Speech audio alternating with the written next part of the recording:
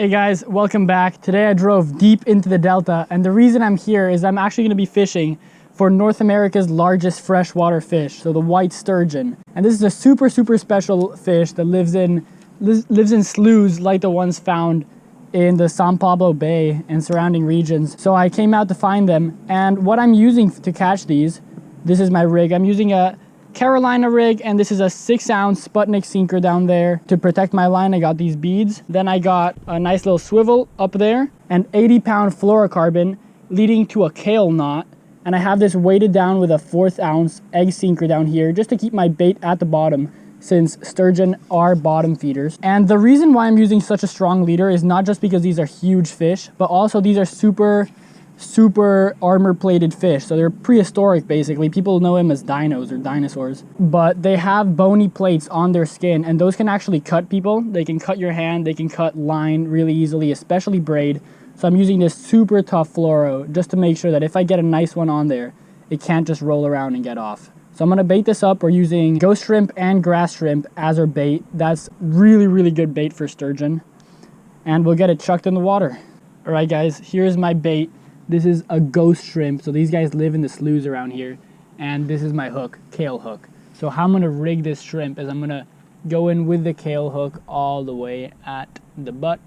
I can go up the body and come out through the head, just like that. And you can see why we use these hooks, because look at that. You can barely even see the hook.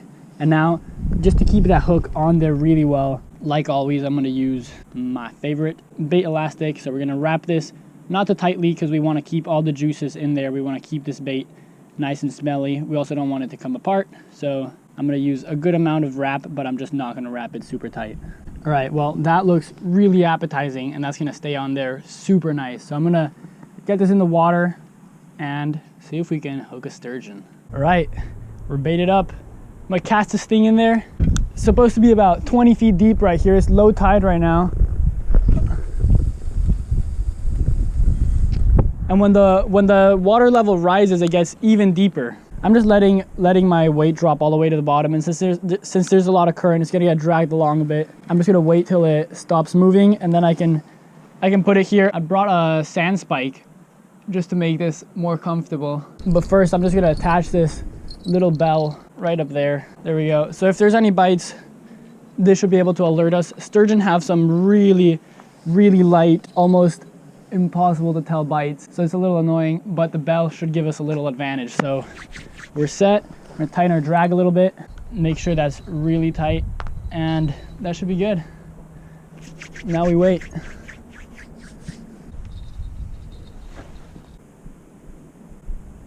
We got a bite right now, and they're super light. Can't even feel it. So I'm just looking at my rod tip, and if that thing bends, I'm gonna set the hook, and it's really important that I keep tension. This is a barbless hook legally, and that really allows a lot of opportunities for the sturgeon to get off. So if it comes back, I'm gonna set the hook and I'm gonna reel just to keep the line tight and just try to haul this guy in there. All right, I'm setting the rod back down. It's kind of balanced on this branch, so maybe that'll help us. If there's a bite, it'll help us tell. But see if the sturgeon comes back. That was a bit of a bite. The rod literally just goes like this when it's a bite. The bells didn't even go off. I barely even noticed it. That's what makes this fishing really hard. We're gonna wait, see if it comes back. We just had another bite, strong bite. These sturgeon are active. The thing is though, they're like carp, so they're sucking the bait in and out of their mouth. We gotta time the hook set with the time that the bait is in the sturgeon's mouth. And they are such light biters that it's really hard to know. So it's all visual. I don't even feel the bite. It's just if I see the rod tip bend. And a lot of times the bites only last like 4 or 5 seconds, because these ghost shrimp are super juicy, and that's really all there is to them. So they suck on it, they suck the juices out, and then 5 seconds later they're done and they just move on. So you have a really small window to do everything, really. I'm gonna set this back down just in case that was the sturgeon from earlier. We'll see if he comes back. Guys, so it's been a couple of minutes since that last bite, and we pulled the rod out of the water just to check the bait, and you can see there's definitely a sturgeon on that, and it definitely like sucked the juices off this shrimp, because this thing is basically gone. You can see that's why the bite's so fast. They literally just go like slurp this thing up and then spit it out. So I'm gonna rebait this thing. We'll get it chucked straight back in the water. Let's see if we can pick him back up. So I'm gonna use this opportunity to change the bait a little bit. We were using ghost shrimp, but I'm gonna switch to live grass shrimp. So it's these guys right here. These guys live, there's a ton of them in here, and this is what the sturgeon eat a lot. And how I'm gonna rig these is I'm gonna take my Kahle hook, these are still alive, and I'm gonna go just like that. Leave this guy just like that, kind of impaled. Sorry, dude. But this clearly does not cover the hook, so I'm gonna put in probably about 10-15 of those, get it chucked in the water right after I get it wrapped in bait elastic. Nice. You can see my entire hook is covered. Looks kind of morbid, but there we go. That's a really nice wrap. Look at that.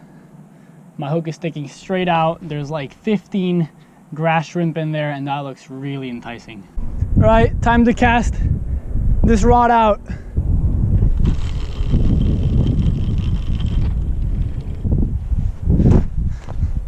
There you go. First we bait, then we wait. Yep, fish on. That's a fish on.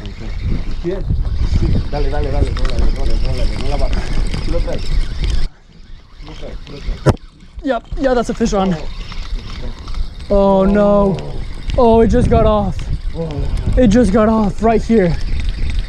No, we had a fish on, it just got off. Oh, that's so disappointing. I had a fish on. That's what's left of that. Oh, we've been here for like 3 hours. All right, you know what? Rebait, let's get it again. See right there, guys, I wasn't able to keep tension on the line. The second that the line loses tension, that hook just pops out and the sturgeon gets lost. But that was a big sturgeon. That was a big one. We rebaited everything and chucked it back out though, so we're gonna see if another thing hits. The water level's a lot higher. There's current moving. It's looking good, and we just need another chance. That's a fish on. That's a fish on. There we go. This is a good fish. This is a good fish. This is a really strong sturgeon, and I'm using a really heavy rod. This is a really heavy, really powerful rod, and this feels still like a big fish. Just gotta keep this tension. Oh, it's running. It's running. We got it here though. We're getting the other rod out just so our lines don't tangle. Gonna give it just a little bit of wiggle room. And that rod is bending. And that rod is bending. There we go. Me paso para acá, güey.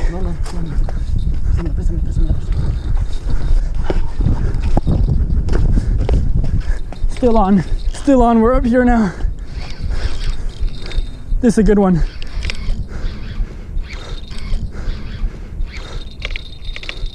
This is a good fish. Oh, that's a big sturgeon. That's a big sturgeon. Will you look at that?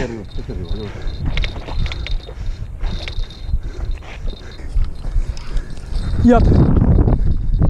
Oh, can you see that? That is a monster. That's a really nice sturgeon. Whew. All right, we're landing this thing.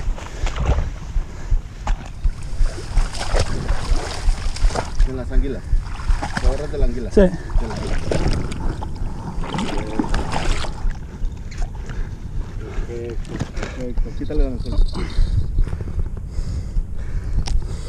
Oh, hook is out. Hook is out. Woo! That is a big sturgeon. That is a big, big sturgeon. Will you look at this fish? This is such a cool animal. These sturgeon are literally like freshwater sharks. They're the largest freshwater fish in North America. This is the white sturgeon. And you can see its mouth. It's got a sucker mouth. And it's like carp. It literally just sucks stuff in and out of their mouth. And that's what makes them really hard to catch. That and the fact that you have to use a barbless hook. But as big as you see, oh, they get a lot bigger.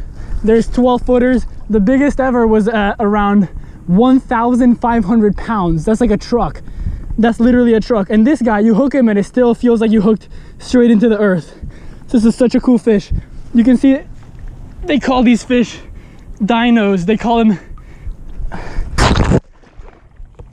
him dinosaurs, basically, just because you can see how big they are and how prehistoric looking they are. These fish don't even have scales.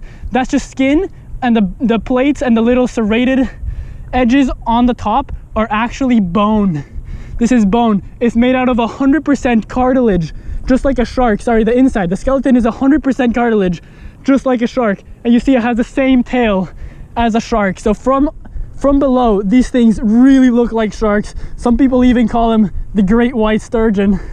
And I totally understand why. Look at the size of this beast. Let's get this guy released as fast as we can though, because definitely an animal worth protecting. And what a cool catch.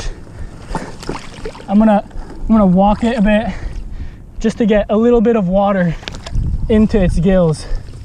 There we go.